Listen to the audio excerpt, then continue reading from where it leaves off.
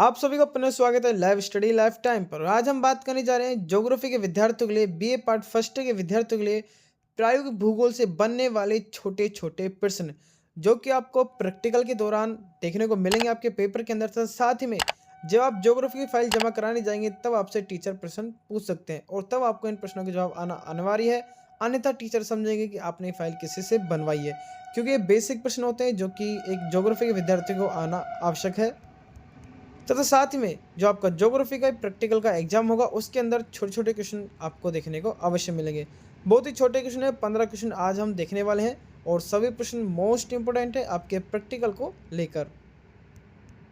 तो चलिए शुरू करते हैं बिना किसी देरी के। शुरू करने से पहले अगर आप हमारे चैनल पर नए हैं तो चैनल को सब्सक्राइब कर लें, वीडियो को शेयर करें और लाइक करें इसी तरह की और वीडियोज़ के लिए। तो देखिए पहला प्रश्न आता है हमारा, मापक प्रदर्शन की कौन कौन सी विधियां हैं। देखिए बहुत छोटा सा प्रश्न है। मान लीजिए आपसे अगर टीचर पूछ ले भाई मापक की जो प्रदर्शन करने की जो होती हैं विधियां वो कितने तरह की होती हैं, अब अगर आपको ये नहीं पता और आप शीट बना के पूरी फाइल ले गए तो टीचर के ऊपर क्या इंप्रेशन पड़ेगा आपका। टीचर समझेगा कि आपने फाइल किसी और से बनवाई है। देखिए छोटा सा प्रश्न है, इसका 3 तरह की विधियां होती है। एक कथनात्मक विधि होती है, एक संख्यात्मक विधि होती है और एक रेखात्मक विधि है। आई होप आपको तीनों विधि याद हो गई होंगी। अगर आप चाहते हैं इनकी डिटेल से वीडियो आए तो आप इनको कमेंट कीजिएगा, इनकी डिटेल से वीडियो लेकर बहुत जल्द हम ले आएंगे। अगला प्रश्न आता है हमारा, तुलनात्मक मापक क्या है। देखिए अच्छा प्रश्न है, बहुत छोटी सी डेफिनेशन इसकी बनती है और टीचर आपको पूछ सकते हैं। साथ ही में ऐसे प्रश्न आपको प्रैक्टिकल के एग्जाम के अंदर देखने को मिल सकते हैं। तो उत्तर इसका, तुलनात्मक मापक वह मापक है जिसकी रचना नाप की दो अलग अलग इकाइयों के आपस से या फिर आपस में तुलना करने की उद्देश्य से की जाती हो, उसे तुलनात्मक मापन कहते हैं। यानी तुलना करना। अगर सिंपल से हम इसके प्रश्न से ही उत्तर निकालें तो तुलनात्मक का अर्थ है तुलना करना, यानी दो अलग अलग में तुलना करना। ठीक है, आई होप आप सभी को इसका आंसर याद हो गया होगा। याद नहीं है तो इसकी पीडीएफ आपको हमारे टेलीग्राम चैनल पर मिल जाएगी। टेलीग्राम चैनल का लिंक मैं डिस्क्रिप्शन में दे दूंगा, वहां से आप देख सकते हैं। ठीक है, अगला प्रश्न आता है हमारा, प्रक्षेप क्या है। ठीक है, तो ये बहुत सिंपल से इसकी डेफिनेशन है और मान लीजिए आप प्रक्षेप की जो आपके बीए पार्ट थर्ड ईयर के विद्यार्थियों के लिए भी अच्छे प्रश्न है, क्योंकि आपके बीए पार्ट थर्ड ईयर के अंदर प्रक्षेप से बहुत सारे प्रैक्टिकल शीट बनती है।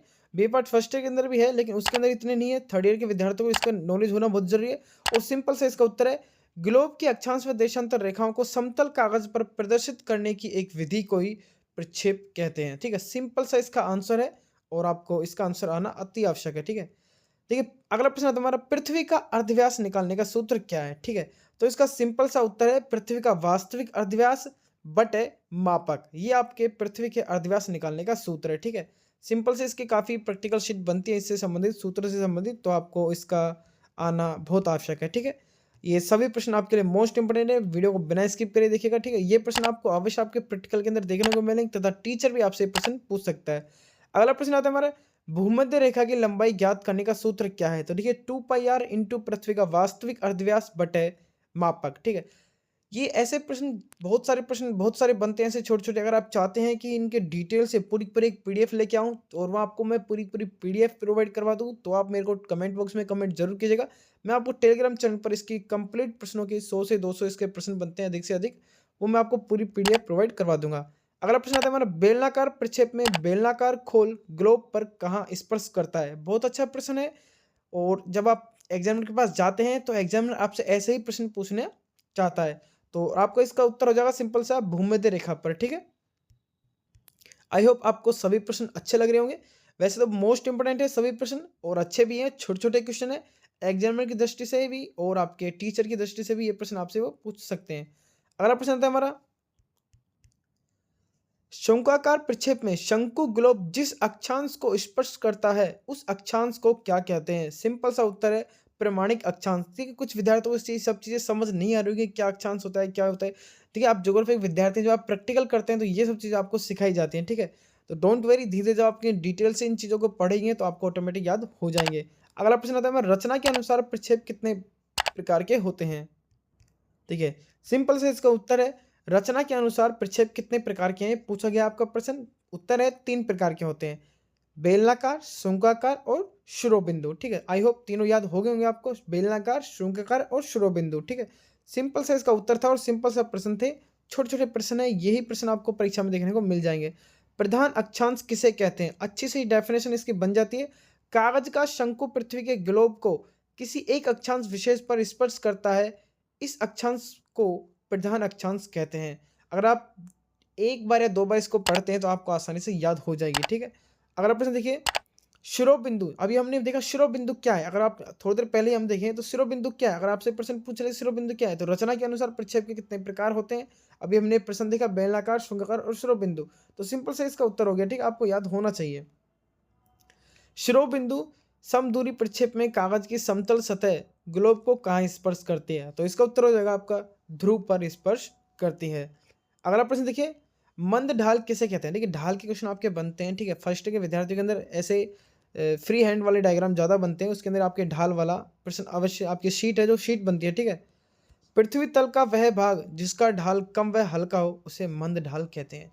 सिंपल सा एक उत्तर है, बेसिक नॉलेज का उत्तर है, मंद ढाल क्या है। अगला प्रश्न देखिए, नतोदर ढाल किसे कहते हैं। इसकी भी आप एक सीट बनती है, आपकी कन्फर्म में बनानी होती है आपको। और देखिए प्रश्न भी यहाँ पर बन चुका है, पृथ्वी तल पर नीचे के भाग में ढाल कम किंतु उच्च भाग में ढाल तीव्र हो तो उस ढाल को नतोत्तर ढाल कहते हैं। जब आप डायग्राम देखेंगे तो डायग्राम की सहायता से आपको वैसे भी इसकी जो आकृति है उसे देखकर भी आप अंदाजा लगा सकते हैं। अगर आप प्रश्न देखिए, जल विभाजक किसे कहते हैं। सिंपल सा प्रश्न है, दो भिन्न भिन्न अपवाह तंत्रों को पृथक करने वाला उच्च भाग भूमि का भाग जल विभाजक कहलाता है। अगला प्रश्न देखिए, वितरण मानचित्र किसे कहते हैं। वितरण मानचित्र किसी वस्तु विशेष के क्षेत्रीय वितरण के गुण को दर्शाने के साथ साथ उस वस्तु की मात्रा को भी दर्शाता है, उसे वितरण मानचित्र कहते हैं, ठीक है। अगला प्रश्न देखिए, सेंटीग्रेड डिग्री को फ़ारेनहाइट डिग्री में बदलने का सूत्र क्या है। इसके आपके इंडेक्स बनते हैं, BA part first year second year के अंदर बनते हैं, ठीक है। तो ये अच्छा है सूत्र है इसका। सी का मतलब है यहाँ पर सेंटीग्रेड, ठीक है, सेंटीग्रेड बटे 1 इंटू 9/5 प्लस 32 बराबर फ़ारेनहाइट डिग्री, ठीक है। ये तो आपका सेंटीग्रेड से फ़ारेनहाइट में बदलने का सूत्र है। एक सूत्र आपका फ़ारेनहाइट से सेंटीग्रेड बदलने का।